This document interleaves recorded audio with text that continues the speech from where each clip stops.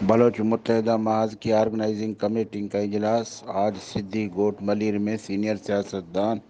خواجہ یوسف مستی خان کی صدارت میں منعقد ہوا، جس میں عبوری کابینہ کا قیام عمل میں لایا گیا۔ عبوری مدت کی کابینہ میں سینئر سیاستدان Yousuf Masti Khan convener, Kulsoom Baloch deputy convener, Akbar Wali general secretary, Zarin Baloch joint secretary, Azeem Dehqan secretary مالیات اور اکرم بلوچ کو میڈیا کوآرڈینیٹر مقرر کر دیا گیا، جبکہ محاذ کے اغراض و مقاصد اور حکمت عملی ترتیب دینے کے لیے اصغر دشتی کی سربراہی میں ایڈوکیٹ شکیل بلوچ، بشیر بلوچ، پروین ناز، عبدالوہاب بلوچ، اکرم بلوچ، آمنہ بلوچ اور حفیظ بلوچ پر مشتمل کمیٹی قائم کی گئی، جو آئندہ 20 روز میں اغراض و مقاصد کو حتمی شکل دے کر آرگنائزنگ کمیٹی کو رپورٹ پیش کرے گی۔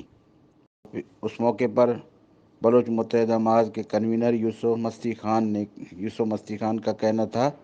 کہ متحدہ محاذ کراچی میں رہنے والے بلوچ عوام کی معاشی اور معاشرتی مسائل کے حل کے لیے جدوجہد کرے گی۔ بلوچ علاقوں میں شہری سہولیات کی فراہمی کو یقینی بنانے، منشیات اور جرائم پیشہ افراد کا قلع کما کرنے، غیر قانونی طریقے سے قدیم گوٹھوں کی مسماری، زمینوں پر قبضہ گیری کے خلاف منظم جدوجہد کرے گی۔ یوسف مستی خان نے اجلاس سے خطاب کرتے ہوئے مزید کہا کہ بلوچ متحدہ محاذ سندھ کی جغرافیائی وحدت کے خلاف جاری سازشوں کے خلاف بھرپور آواز اٹھائے گی۔ کراچی کے بلوچ سندھ کو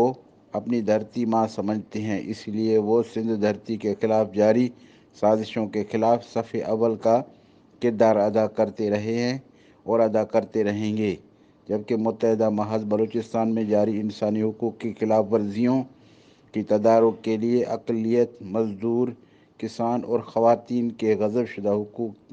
حقوق کے حصول کے لیے مشترکہ بنیادوں پر جدوجہد کرے گی۔